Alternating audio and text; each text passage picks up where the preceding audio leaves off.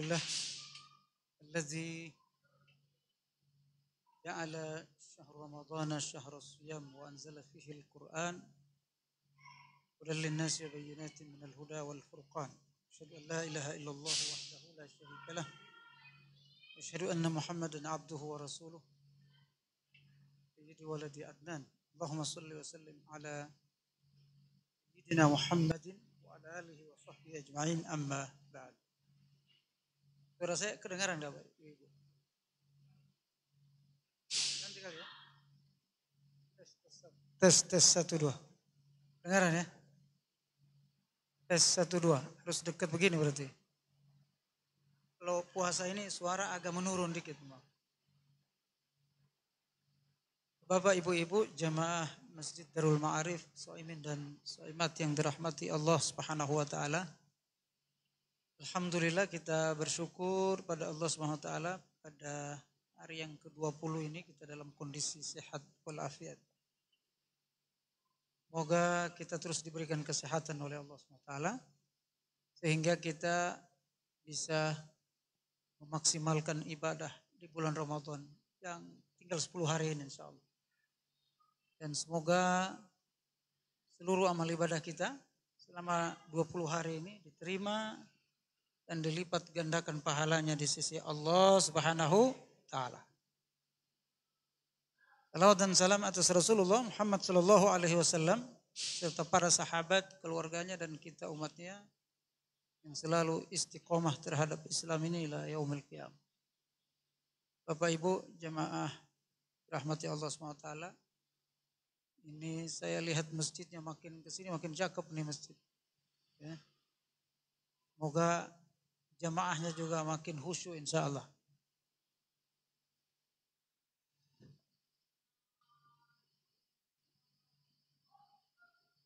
Dalam satu ayat Ramadan yang sering kita baca itu, ayat ini menunjukkan fungsi Al-Quran terhadap kita umat Islam. Allah SWT berfirman, Syahrul Ramadan alladzi unzila fihi al-Quran. Hudan lin-nasi wa bayyinatin minal huda wal furqan. Boleh juga.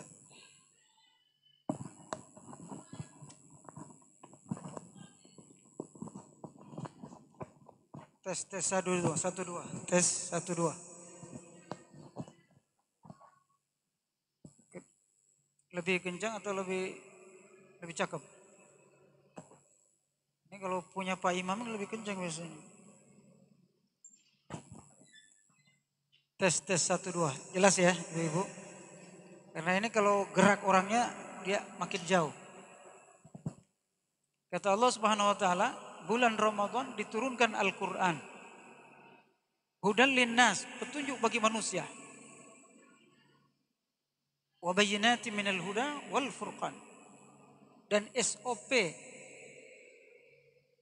pedoman daripada petunjuk itu sendiri, penjelasan dari petunjuk itu sendiri. Serta pembeda antara hak dan batil. Kita kalau ngebaca ayat ini begitu saja, biasa aja gitu. Tapi mari kita preteli salah satu kalimat dalam ayat ini. Allah menjelaskan bahwa Al-Quran itu, jemaah sekalian, seluruhnya hidayah. Seluruhnya petunjuk dari Allah SWT. Apa itu hidayah? Imam Ar-Raghib Al-Asfahani dalam kitabnya yang sangat terkenal namanya Mufradatul Quran. Mufradat li alfazil Quran. Jadi beliau pertama kali menyusun kamus Quran. Setiap kalimat dalam Quran itu didefinisikan nama dia. Termasuk al-huda. Apa itu al-huda? Kata beliau, huda itu, hidayah itu adalah bimbingan, petunjuk yang Allah berikan ke dalam hati seorang hamba secara halus. Tanpa disadari. Lalu kemudian orang itu berubah menjadi baik, menjadi baik, menjadi baik. Itu hidayah. Nah, Al-Quran itu full hidayah. Bapak Ibu. Kata Ar-Raghib Al-Asfahani, dia menjelaskan dalam kitabnya itu. Ada 4 jenis hidayah. Ada 4 jenis hidayah. Hidayah yang pertama itu, hidayah yang diberikan kepada seluruh makhluknya. Allah berikan kepada seluruh makhluk. Termasuk hewan, tumbuhan itu. Itu ada dalam surat Toha. Allah berfirman, "Allazi a'ta kulla syai'in khalaqah tsumma hada." Allah lah yang memberikan semua makhluknya, berikan sesuatu semua pada makhluknya, semut, lebah, dan seterusnya itu. Kemudian memberikan hidayah pada makhluknya itu. Nah, kalau manusia hidayah ini dia tahu bagaimana cari makan, bagaimana menghidupi anak. Itu hidayah Bapak Ibu. Salah satu jenis hidayah. Kalau ke makhluk lain, ke lebah. Kalau ke lebah itu Allah kasih hidayah, dia bisa membuat sarangnya di tempat-tempat tertentu. Itu hidayah. Kata Allah Subhanahu wa taala, "Wa auha ila an-nakhli wa auha ila an-nakhli an ittakhidhi minal jibali buyuta." Kami wahyukan kepada setiap lebah untuk mengambil rumah, membuat rumah di gunung-gunung. Allah beri hidayah, dia bisa, lebah itu bisa cerdas gitu. Itu hidayah. Sapi itu dikasih hidayah. Cuma bentuk hidayahnya beda itu. Yang kedua, jenis hidayah yang kedua Bapak Ibu sekalian, hidayah yang diberikan kepada manusia ini, khusus udah kepada manusia. Di mana hidayah ini orang itu menjadi baik, apakah dia berislam, beriman pada Allah. Kenapa? Karena ada Rasul yang diturunkan oleh Allah memberi hidayah kepada mereka yang disebut dengan hidayatul irsyad. Hidayatul irsyad. Coba kalau nggak ada Nabi sama Rasul, kita mungkin nggak tahu, mungkin kita nyembah sapi kali, kayak orang India. Semua hewan disembah, monyet disembah, ya, virus disembah. Ini corona mereka sembah, akhirnya kena corona semua. Jadi India itu begitu, apa saja disembah. Di salah satu daerah di India itu Donald Trump itu Tuhan, Donald Trump. Pokoknya yang hebat-hebat disembah dia. Sapi, sembah. Makanya orang Islam sana kalau setiap Idul Adha pasti bentrok sama orang Hindu. Kenapa? Orang Islam nyembeli sapi. Tuhan gua lu sembeli katanya. Bayangkan manusia kalau nggak dapat hidayah, Pak. Lebih mulia hewan. Hewan disembah. Kan mulia hewan. Karena para rasul itu diturunkan oleh Allah, diutus kepada setiap umat ini, maka kita yang dapat jadi Islam. Nah, ini hidayah yang kedua Bapak Ibu. Allah berfirman dalam surah As-Sajdah ayat 24. Ya, kita harus sesuai Quran semuanya. Apa kata Allah? Wa ja'alna minhum a'immatan yahduna bi amrina lamma sabaru. Kami jadikan di antara manusia itu ada imam-imam, maksudnya para rasul. Yahduna bi amrina, mereka memberi hidayah atas izin kami. Hidayatul irsyad. Kepada siapa? Kepada umatnya. Coba kalau nggak ada Nabi Muhammad, Pak, mungkin kita yang nggak tahu, kayak orang India kali. Tapi alhamdulillah kita diberikan Nabi yang membuat kita mendapat hidayah. Nah, hidayah yang ketiga, Bapak Ibu, hidayah yang diberikan oleh Allah Subhanahu wa taala namanya hidayatul taufik. Di mana ketika orang berdoa dia dapat hidayah. Dia minta hidayah. Makanya kita tuh 17 kali diwajibkan minta hidayah. Kalau enggak 17 kali batal sholat. Apa itu? Ihdinas siratal, berikan hidayah kami jalan yang lurus. Nah, pembahasan berikutnya Bapak Ibu sekalian. Kita ini nih, kita yang hadir nih, beda-beda hidayahnya. Ibnu Qayyim al-Jauziyah mengatakan, hidayah itu ada 10 level. Kalau tadi Ar-Raghib al-Asfahani 10 jenis, 4 jenis. Kalau ini 10 level hidayah itu. Banyak banget, Pak. Jadi kita ini enggak satu level hidayahnya. Mungkin kita ini beda-beda levelnya terkait hidayahnya. Makanya ini hidayah jangan main-main. Kenapa? Karena Allah tidak memberikannya kecuali yang dikehendakinya. Yahdi mayyasha'u ila siratim mustaqim. Kalau para ustadz kalau ceramah itu alhamdulillahilladzi hadana li hadza wa ma kunna linahtadiya laula an hadana Allah. Kita tidak dapat hidayah kalau tidak diberikan hidayah. Yahdi memberikan petunjuk siapa yang dikehendaki dan disesatkan. Kebalikan dari hidayah sesat. Kebalikan dari hidayah sesat. Kebalikan dari hidayah tidak beribadah. Jadi kalau orang gak ibadah itu gak dapat hidayah. Nah, apa 10 level itu? 4 level untuk Nabi, para Rasul, dan para sahabat. 6 level itu untuk kita. Ini menurut Ibnu Qayyim al-Jauziyah. Dalam kitabnya yang sangat terkenal namanya Madarijus Salikin fi Manazil Iyyaka Na'budu wa Iyyaka Nasta'in. Bukunya tebal, 2 jilid segini. Apa kata beliau?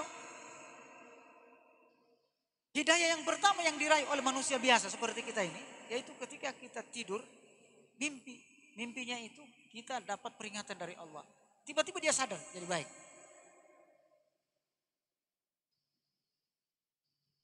Gua begini udah umur 50 tahun masa kayak gini. Berubah. Itu hidayah, Pak. Hidayah level paling bawah. Bangun dari tidur makin baik. Kalau gitu tidur terus? Enggak. Maksudnya dia ketika mimpi, dia mimpi sesuatu yang menegur hidupnya. Ada paman saya dulu, paman dari ibu, lama meninggal. Itu dia sadar itu ketika mimpi, dibawa sama malaikat ke langit, terus dijatuhin sama malaikat dari langit.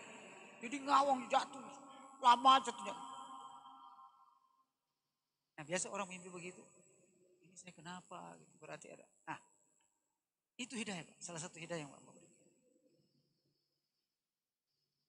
Hidayah yang kedua kata Ibnu Qayyim al-Jauziyah, yaitu hidayah yang berupa ilham. Jadi dia dapat ilham. Ilham ini Pak sama dengan wahyu. Cuma wahyu untuk para nabi, kalau manusia biasa namanya ilham. Tiba-tiba terbetik dalam hatinya, dalam pikirannya, gua harus baik, gua harus lebih baik. Gua harus baca Quran bulan Ramadan ini. Itu ilham namanya. Gua harus hatam 3 kali Quran di bulan Ramadan ini. Kemarin gak hatam, sekarang harus hatam. Itu ilham. Sebuah kemauan yang Allah berikan kepadanya untuk berubah. Ilham. Nah, ini ada orang namanya ilham, tapi sering gak dapat ilham. Tak sholat-sholat. Namanya ilham. Hidayah yang ketiga, Bapak Ibu sekalian. Hidayah di mana seseorang mampu mendengar ceramah, nasihat, atau bacaan. Pokoknya dia dengar, dia lihat. Lalu kemudian apa yang dia mendengar itu, yang baiknya diikuti sama dia. Oh ternyata begini, oh, harus begini. Nah itu hidayah ketiga Bapak Ibu sekalian. Jadi Bapak Ibu dengar ceramah ini, kemudian ngambil sesuatu yang bermanfaat. Ya, saya amalin deh. Itu hidayah Pak yang ketiga. Allah Subhanahu wa taala berfirman dalam surat Muhammad ya. Alladzina yastami'una al-qawla fayattabi'una ahsana. Orang-orang yang apabila mendengar nasihat-nasihat, ucapan-ucapan, peringatan-peringatan, dia ikut yang terbaik dari nasihat itu. Ulaika hadahumullah. Mereka lah yang mendapat petunjuk itu. Jadi kalau kita didengar ceramah, kagak berubah, gak dapat hidayah ini Pak. Ada orang dengar ceramah 10 tahun, begitu-gitu aja, kagak ada perubahan. Gak dapat hidayah yang ketiga. Makanya Bapak Ibu sekalian, kita dengar ceramahnya, dengar nasihat ini memang harus betul-betul serius. Sehingga kita masuk pada kelompok ketiga ini, hidayah yang model yang ketiga ini. Terus hidayah yang keempat, dari 6 hidayah yang diperoleh manusia biasa. Kata Allah Subhanahu wa taala, orang-orang yang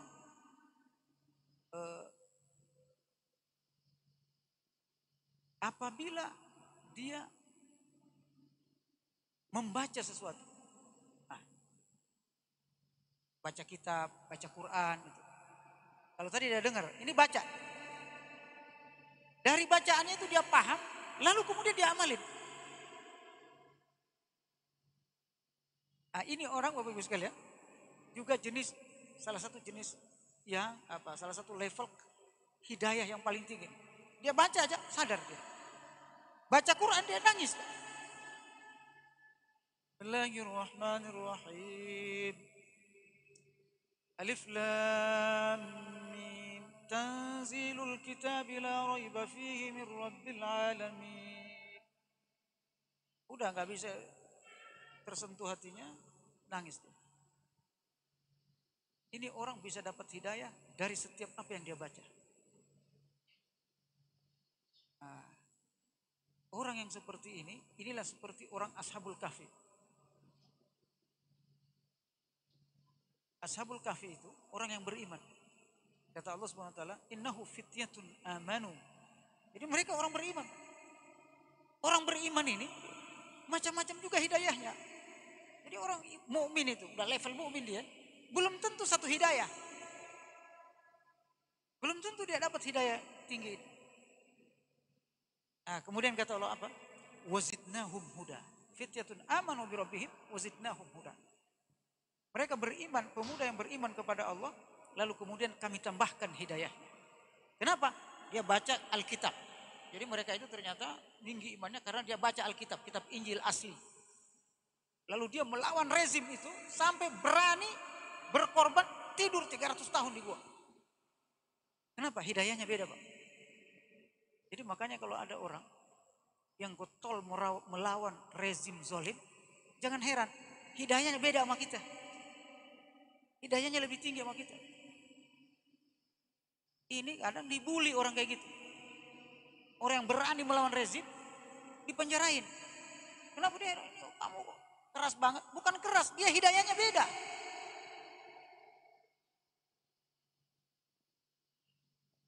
Ada orang rajin ke pelosok-pelosok berdakwah. Kagak digaji. Naik kapal laut, naik perahu, nyebrang laut, sungai, gunung. Kagak digaji. Tapi dia menikmati. Kenapa? Hidayahnya beda.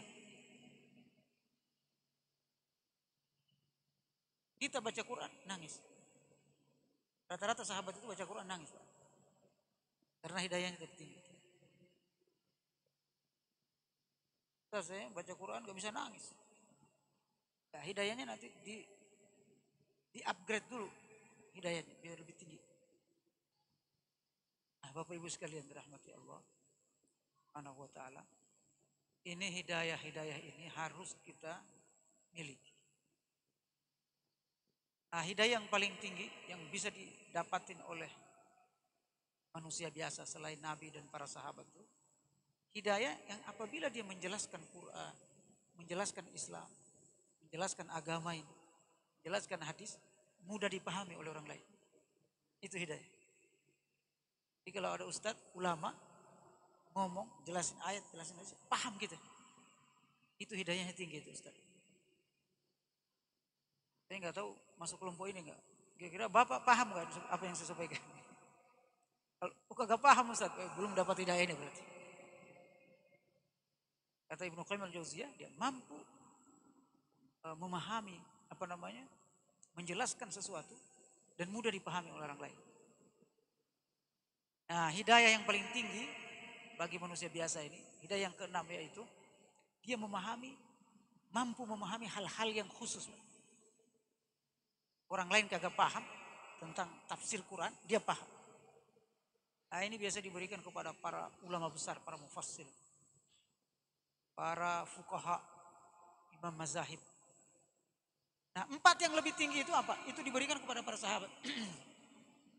Di antaranya adalah setiap dia ngomong disetujui sama wahyu. Itu hidayah yang diberikan kepada Umar bin Khattab. Umar bin Khattab itu 21 kali memberi masukan kepada Nabi, 21 kali turun wahyu untuk membenarkan apa yang disampaikan oleh Umar. Ini nggak bisa kita dapat ini. Selain kita bukan sahabat, Qur'annya juga udah selesai turunnya. Udah lengkap Quran. Nah, baru kemudian yang lebih tinggi itu tingkat ketujuh, Pak. Itu hidayah di mana orang ngobrol langsung dengan Jibril, para nabi. Jadi Allah perintahkan wahyukan kepada Jibril, Jibril sampai sama dia. Nah, itu para nabi. Nah, yang ketiga, yang paling tinggi lagi, dia mendapatkan wahyu langsung dari Allah. Dan yang paling tinggi itu hanya Nabi Musa saja. Umur 10. Apa itu? Dia bisa ngomong langsung dengan Allah. Bicara langsung sama Allah. Ya Allah, dijawab langsung sama Allah. Naam. Kalau kita kayak gitu bisa. Saya meminta agar umatku diberi hidayah. Kata Allah, oke, saya berhidayah, tapi langsung dijawab sama Allah. Dia ngobrol sama Allah. Nah, ini Nabi Musa doang. Sama Nabi Muhammad. Nabi Muhammad ketika di Sidratul Muntaha. Jadi Bapak Ibu sekalian, kita fahami ternyata hidayah itu banyak levelnya. Jangan kita sok-sokan, gua paling tinggi hidayahnya. Belum. Gua udah dapat hidayah. Makanya Allah sering suruh kita tiap hari minta hidayah. Karena apa? Hidayah itu fluktuatif. Hidayah itu bisa berkurang, bisa bertambah, bahkan bisa habis hidayah itu Bapak Ibu. Ketika habis hidayahnya, keluar dari Islam dia. Kenapa ada orang murtad? Habis hidayahnya. Akhirnya murtad, keluar dari Islam. Nah, pertanyaannya, bagaimana bisa menambah hidayah? Caranya gimana? Ya kan? Bapak Ibu sekalian, Al-Quran memberikan banyak cara kita untuk menambah hidayah. Yang pertama, kalau ingin hidayah itu bertambah dalam kehidupan kita, yang pertama kita lakukan sihatun niyah, bersih niatnya dulu. Sihatul hadaf, niat dan tujuan kita harus benar hidup di dunia.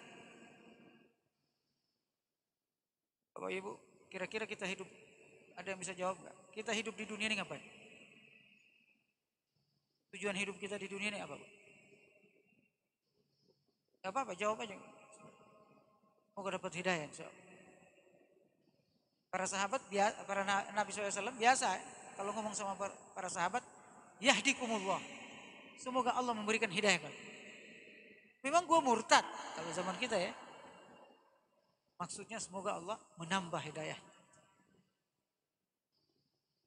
Nah, Bapak Ibu sekalian, kira-kira apa tujuan hidup kita? Ini kalau nggak bisa ngejawab ini, hidayahnya ini tertunda, nggak bisa naik hidayah.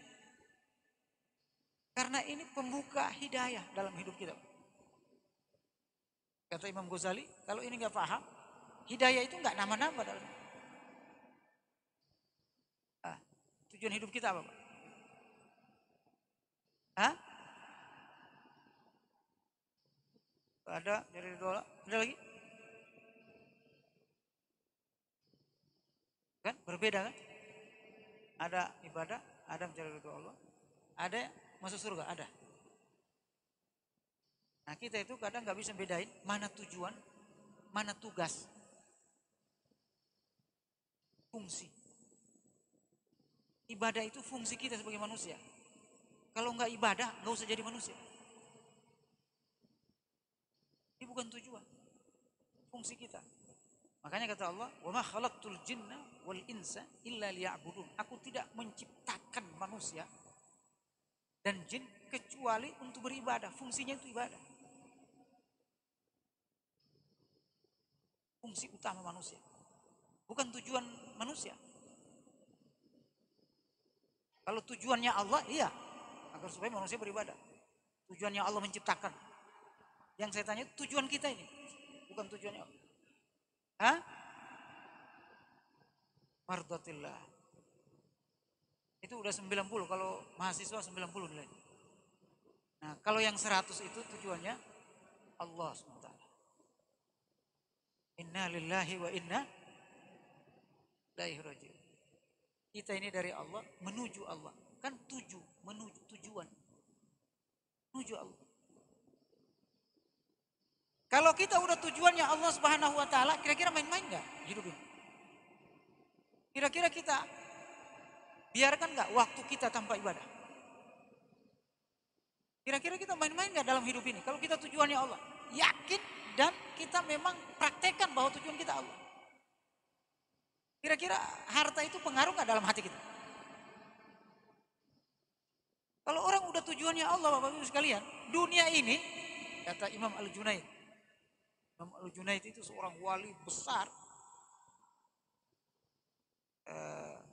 yang selalu menjadi referensi para tasawuf, ulama para sufi. Kata beliau, orang kalau tujuannya udah benar dan konsisten dengan tujuannya itu, sama aja itu emas dan besi. Bagi dia sama emas dan besi, nggak ada bedanya. Apa maksudnya? Emas itu udah nggak ada harganya buat dia. Kemewahan dan kemiskinan itu sama aja buat dia. Kalau dia sudah tujuannya Allah.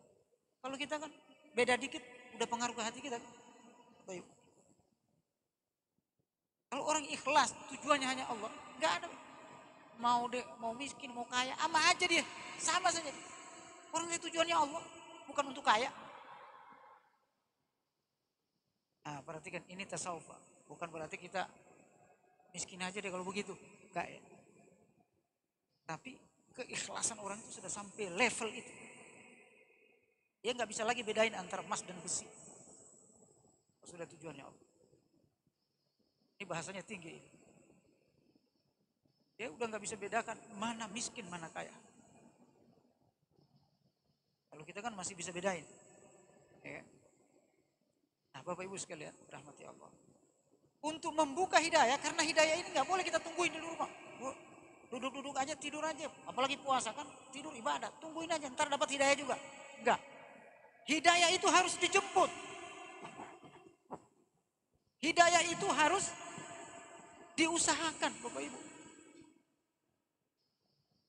Jadi nggak akan nambah-nambah hidayah kalau kita nggak usaha. Nggak dijemput itu hidayah. Makanya ketika Nabi Muhammad SAW mendoakan Umar bin Khattab dan Amr bin Hisham. Siapa tuh Amr bin Hisham? Abu Jahal. Nabi berdoa, Allahumma a'izzal islama bi umaraini. Ya Allah, muliakan Islam ini dengan dua Umar, Umar bin Hisham dan Umar bin Khattab. Ketika Nabi doa, itu hidayah turun dari langit, Pak. Umar bin Hisham lagi si Abu Jahal itu di dalam rumahnya lagi mikirin binasain Nabi dalam rumahnya.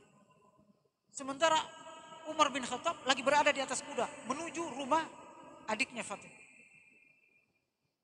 Hidayah itu nggak mau turun kepada Umar bin Khattab, kan nggak punya urusan, nggak punya usaha dia duduk di rumah doang. Turunnya kepada siapa? Umar bin Khattab. Makanya Umar bin Khattab yang masuk Islam. Jadi ada usaha, gerak. Nah, kita kalau di rumah terus, ntar dapat juga hidayah. Nggak dapat hidayah.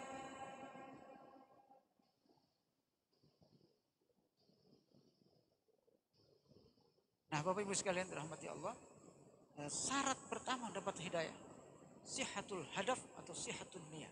Benarnya niat, benarnya tujuan kita. Makanya dalam Islam, innamal a'malu binniyat. Jadi kita luruskan dulu. Hidup kita ini, yang lain itu sampingan semua, Pak. Harta, anak, istri.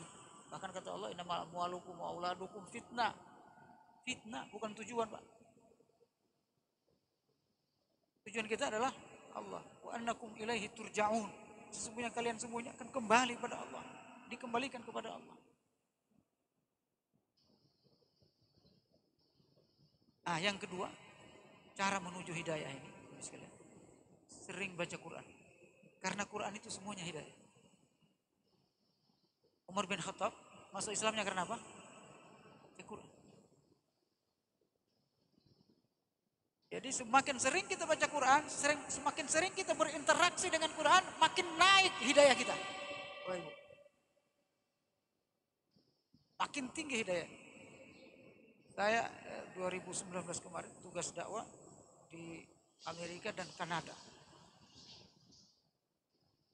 Lalu saya khutbah di KBRI Kanada, Toronto. Nah, setelah saya khutbah, ada ibu-ibu datang. Pak Ustadz, waktu itu kalau nggak saya lagi ceramah tentang hidayah. Jadi ini materi kayaknya udah sampai di Toronto ini materi. Lalu ibu-ibu itu bilang, Pak, ibu ini orang Sulawesi. Dia sudah 10 tahun atau 12 tahun gitu di Toronto. Dia kerja sebagai salah satu manajer di sana, perusahaan Kanada. Dia sudah mengislamkan orang Kanada sebanyak 52 orang. Mengislamkan orang Kanada 52. Caranya gimana, Pak? Saya tanya, caranya gimana? Saya tertarik juga gitu. Gimana caranya ibu bisa masukin orang Kanada? Orang Kanada itu kan orang berpendidikan, kok bisa masuk Islam dengan ibu yang bukan ustazah gitu. Beliau orang umum, Pak. Dia assessment bidangnya itu. Assessment perusahaan. Kok bisa ibu mengislamkan orang? Jadi ceritanya begini, Ustaz. Saya itu setiap hari libur, saya berdiri di lampu merah di ibu kota Toronto itu. Orang berhenti, saya bagiin Quran pakai bahasa Inggris. Saya tulis nama saya di Quran itu. Alamat, nama, email. Bagiin aja, nggak usah ngomong. This is Quran, Holy Quran. Oh, thank you so much. Orang begitu kan orang. Makasih. Kata dia, biasanya Ustaz, dari 100 Quran yang saya bagi itu, biasanya seminggu, 2 minggu, atau sebulan, ada 3, 4, 5 orang nelpon saya. Nelponnya apa? Saya masuk Islam. Ada bahkan nelpon langsung, saya mau pakai kerudung, jilbab. Apa dia baca? Dia baca Quran yang dibagiin tadi. Dapat hidayah langsung dari Quran. Nah, makanya kita jangan pelit-pelit ini wakaf Quran, Bapak Ibu sekalian ya. Saya lagi bangun pesantren di Muara Gembong tuh. Banyak orang Betawi, orang Sunda, mohon maaf, orang Jawa, kumpul di sana di Muara Gembong. Di sana itu nggak ada pesantren, Pak. Ustadz Sujai sudah sana, Ustadz Pak Adit 2 kali ke sana. Nah, saya bangun pesantren karena tantangannya itu, Pak. Orang di sana tamat SD, tamat SMP, Pak. Gak bisa baca Quran, gak sholat. Mohon maaf, Desa Jaya Sakti, Muara Gembong, namanya Gembong. Bangun, saya lagi bangun masjid, udah baru 30% masjid. Atau ada yang mau bantu masjid? Bapak Ibu sekalian, saya bagikan Quran. Kata ustadznya di sini, banyak Ustadz Ahmad. Ini kita Quran seperti emas di sini katanya. Nggak usah di Ambon atau di Papua, Pak, atau Sulawesi, pedalaman Sulawesi. Ternyata dekat ini Muara Gembong, banyak orang nggak punya Quran. Bagaimana orang mau dapat hidayah coba? Akhirnya nggak sholat, orang nggak ada Quran. Boro-boro puasa. Istri saya nanya, wawancara, ibu puasa? Dia jawab begini, simpelnya nggak puasa nih. Sholat sih, Idul Fitri doang. Sholat Idul Fitri doang. Dekat ini Muara Gembong, Babelan, terus ke sana. Jadi kita ini umat Islam aja, Pak, banyak yang belum dapat hidayah, Bapak Ibu sekalian. Jadi Quran dengan Quran. Baca Quran, maka kita akan dapat hidayah. Makanya kata Allah SWT, ada 2 hidayah Quran itu. Hidayah untuk seluruh manusia dan hidayah khusus orang beriman. Alif Lam Mim, dzalikal kitabu la raiba fihi hudal lil muttaqin. Itu hidayah internal kita. untuk mendapatkan level-level hidayah tadi. Jadi jangan salah paham. Pak Ustaz, saya nggak butuh Quran, saya udah masuk Islam kok. Nah, ini nggak paham hidayah. Ada hidayah untuk manusia lain, non Islam, seluruh manusia yang ada di bumi ini, sehingga mereka masuk Islam. Apa kata Allah? Ayat yang kita baca tadi. Syahrul Ramadan alladzi unzila fihi al-Qur'an hudan lin nas.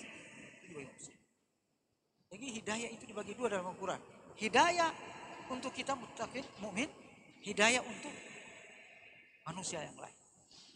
Selain dua-duanya harus dikasih Quran. Dua-duanya harus diajarin Quran. Nah, cuma kita nih biar Al-Quran itu dapat hidayah, ada 5 Pak bentuk interaksi kita itu biar Quran itu dapat hidayah. Biar kita bisa dapat Quran dari hidayah itu. Agar Quran itu bisa menjadi hidayah ada 5 interaksinya. Yang pertama membacanya. Jadi membaca itu Bapak Ibu, interaksi level paling awal kepada Al-Quran. Jadi jangan kita bisa bacanya udah bangkok, udah Qurani, belum, baru baca doang. Untuk menentukan bahwa kita beriman pada Allah, itu baca. Alladzina atainahumul kitaba yatlunahu haqqa tilawatihi ulaika yu'minuna bih. Orang-orang yang diberikan Al-Quran, dia baca sesuai tajwidnya, mereka yang beriman pada Quran. Jadi kalau dia nggak baca, bisa jadi orang itu nggak beriman sama Quran. Boro-boro baca, Quran aja nggak punya. Bapak Ibu sekalian, khawatirnya nggak beriman pada Quran. 60% umat Islam itu nggak bisa baca Quran di Indonesia. Bagaimana mau dapat hidayah nih umat? Makanya kita begini terus. Dikomando sama Cina. Bisa bangkit kita Pak. Kenapa? Islamnya aja nggak berkualitas. Hidayahnya udah level paling rendah hidayahnya. Interaksi sama Qurannya paling rendah, baca doang. Oleh karenanya yang kedua level kita berinteraksi dengan Quran itu, mohon maaf ini karena Sulawesi agak tegas-tegas begini. Level kedua, interaksi kedua kita dengan Quran itu menghafalnya. Sahabat itu 90% hafal Quran. 90% sahabat hafal Quran. Makanya mereka bisa menguasai dunia, Pak. Romawi takluk, Persia takluk, Bizantium takluk. Kenapa? Hafal Quran 90% sahabat. Umat Islam hafal Quran berapa? 0, sekian persen. Makanya kita dikuasai oleh orang yang hafal Injil. Penginjil datang. Quran nggak hafal, nggak punya Quran. Ada orang nggak punya Quran, senang-senang aja, nggak gelisah dia. Buat apa sih Quran? Jadi kan udah ada ustadz baca-baca Quran. Buat apa sih Quran? Kan udah Yasin ada. Tiap malam Jumat baca, selesai. Dia pikir Quran itu Yasin doang. Bagaimana mau bangkit umat ini? Itu masih bagus Yasin. Ada yang dia pikir Quran itu Al-Fatihah doang. Udah baca Quran belum? Udah. Al-Fatihah. Udah ditentangin lagi, kamu harus hatam. Udah 3 kali sehari hatam. Apa? Qul huwallahu ahad gitu. Bagaimana bangkit umat ini coba? Repot kita. Jadi kalau mau dapat hidayah, berinteraksi dengan Quran. Nah, interaksi pertama, baca. Yang kedua, menghafal. Yang ketiga, mentadabburinya, memahami makna Quran. Afala yatadabbaruna al-Qur'ana am ala qulubin aqfaluha? Apakah mereka tidak mentadabburi Quran atau ada gembok di hatinya? Jadi orang yang sering mentadabburi Quran, hatinya terbuka dapat hidayah. Terbuka 24 jam mendapat hidayah. Makanya orang sering baca mentadabburi Quran itu Bapak Ibu sekalian, pasti orang baik. Pasti orang hebat bisa mentadabburi Quran. Nah, saya tuh ada majelis taklim saya khusus majelis tadabbur Quran. Bukan lagi baca Quran atau hafal Quran. Ya. Kalau hafal Quran, baca Quran TPA, kan gitu. Kalau hafal Quran rumah tahfiz, kan ada di sini. Nah, ini yang kedua ini Pak Iwan, rumah tahfiz. Nanti yang ketiga majelis tadabbur Quran. Kita ini jadi paham Quran. Oh gini. Terbuka itu, otaknya terbuka, hatinya terbuka, mendapat hidayah, mendapat ilmu, mendapat petunjuk dan bisa membangun peradaban. Nah, para sahabat itu sampai minimal pada level tadabbur para sahabat. Kita masih baca doang. Bacanya pun ada yang belum lancar, ada yang dan seterusnya. Nah, level ketiga interaksi kepada Quran ini. Ini masih interaksi Quran. Mengamalkannya. Keempat, mengamalkan. Quran bilang haram, tinggalin. Quran bilang harus lakukan ini, dilakukan ini. Quran bilang pakai jilbab, dia pakai jilbab. Jangan ditafsiri macam-macam tuh ayat. Ini bukan ayat, bukan untuk jilbab. Terus untuk apa? Dia muter-muter kemana-mana. Ini bahaya nih hatinya. Jarang mentadaburi Quran. Nah, tafsir itu kan relatif. Relatif apa? Berarti dia nggak tahu tafsir. Kalau sudah ada ayat, hadis, pendapat sahabat, pendapat tabiin menafsirkan ayat, maka itu pasti kebenaran. Gak ada yang relatif.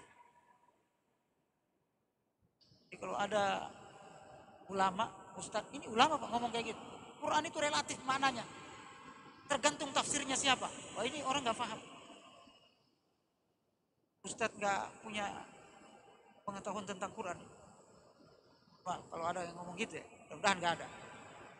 Karena kalau sudah ada ayat ditafsirkan oleh ayat, namanya tafsir bil ma'thur.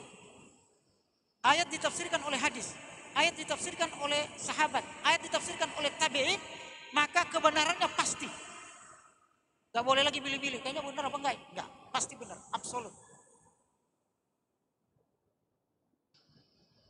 Bapak Ibu sekalian, ini yang keempat, mengamalkan. Nah, yang kelima itu mendakwahkan Quran atau mengajarkan Quran. Itu paling tinggi Pak interaksi. Ini udah habis waktunya. Belum ya? Gak apa-apa, kita duduk-duduk begini kan di taman surga ya Pak. Banyak hadisnya. Kalau kalian lewat taman surga, jangan buru-buru mau keluar, kata Nabi. Betahin diri kalian di situ. Para sahabat bertanya, apa itu ya Rasulullah taman surga? Hilakut zikr. Halako-halako ilmu dan zikir seperti itu. Para ulama az-zikr mengatakan arti az-zikr di situ bukan zikir Allah, bukan. Sebagian ulama ya, zikir di situ maksudnya apa? Ilmu. Karena ilmu itu mengingatkan kita pada Allah. Nah, ini kita di taman surga nih. Gak apa-apa insya Allah sampai buka puasa kita di sini. Bapak Ibu sekalian dirahmati Allah Subhanahu wa taala. Sampai mana tuh? Ini karena banyak-banyak poinnya ini. Interaksi hidayah, cara menjemput hidayah pertama tadi membersihkan niat, tujuan hidup. Yang kedua sering baca Quran. Yang ketiga selain berinteraksi pada Quran, yang ketiga adalah sering berteman dengan orang soleh. Kalau cari teman, jangan, mohon maaf, jangan orang yang okem, jangan preman, berteman dengan preman. Jadi preman juga kita Pak. Minimal bahasa kita jadi bahasa preman. Tapi lihat orangnya yang dapat hidayah. Ustaz, teman sama Pak Iwan,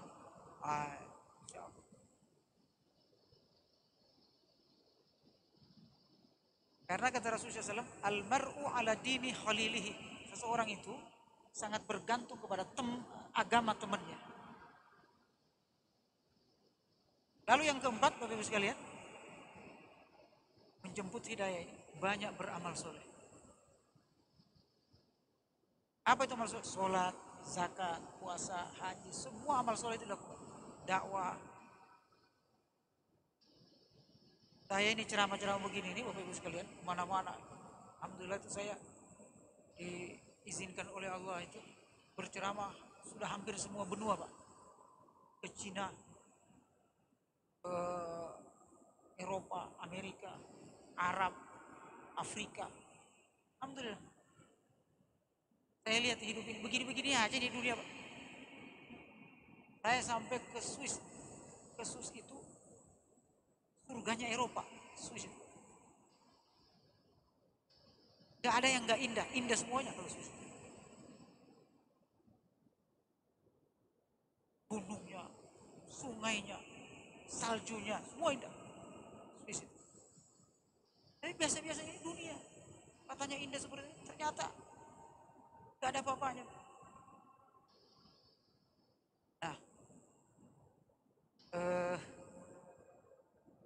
Yang keempat ini, lakukan amal soleh. Beramal soleh. Semua ibadah dalam puasa, zakat. Karena itu akan menambah iman.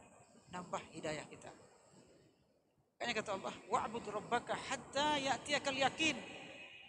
Kalau kalian sholat belum khusyuk, setahun 2 tahun belum khusyuk, terus saja ibadah. Insya Allah di perjalanan akan khusyuk. Makanya kata Allah, sembahlah Allah, beribadah pada Allah sampai kalian mati. Jangan berhenti. Khusyuk itu jam terbang, Pak. Bukan baru belajar sholat langsung khusyuk. Ada namanya kursus sholat khusyuk. Nggak bisa, kursus bertahun-tahun nggak bisa. Khusyuk itu masalah hati, Pak. Kalau kita sudah ibadah, nanti Allah buka hati. Ini khusyuk. Belum tentu kita ini, Bapak Ibu sekalian, yang haji berkali-kali, lebih khusyuk daripada petani yang nggak pernah haji. Karena masalah hati. Ada teman saya 27 kali haji.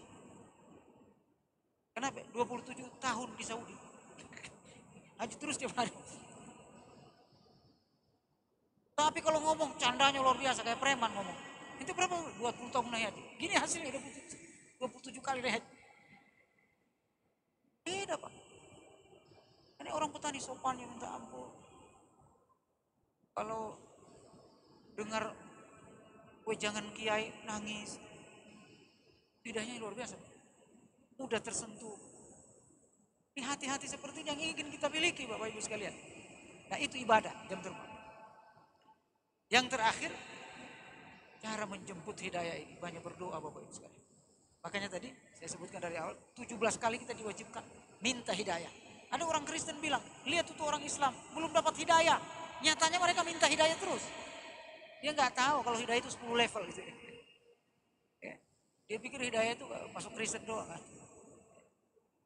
Bapak sekalian, rahmati Allah, nggak paham. Hidayah itu Bapak Ibu sekalian berlevel-level kita, beda-beda kita ini hidayah. Nah, semoga kita ini ditingkatkan levelnya hidayahnya oleh Allah Subhanahu wa taala sehingga kita makin dekat sama Allah, makin dekat sama Allah Subhanahu wa taala sampai kita bertemu hidayah kita itu sampai pada puncak hidayah. Puncak hidayah itu gimana? Bisa ngobrol dengan Allah ketika kita sholat. Nggak harus seperti Nabi Musa lah. Tetapi ketika sholat minimal kita ngobrol sama Allah. Alhamdulillahi Rabbil Alamin. Udah kita merasa ngobrol sama Allah. Mantap. Kata Allah ketika kita nyebut Alhamdulillahi Rabbil Alamin, Bapak Ibu, itu dijawab sama Allah, kata Rasulullah. Ada hadisnya. Ketika kita baca Alhamdulillahi Rabbil Alamin, Allah ngejawab, Hamidani abdi. Hambaku menyanjung aku. Itu dijawab langsung sama Allah.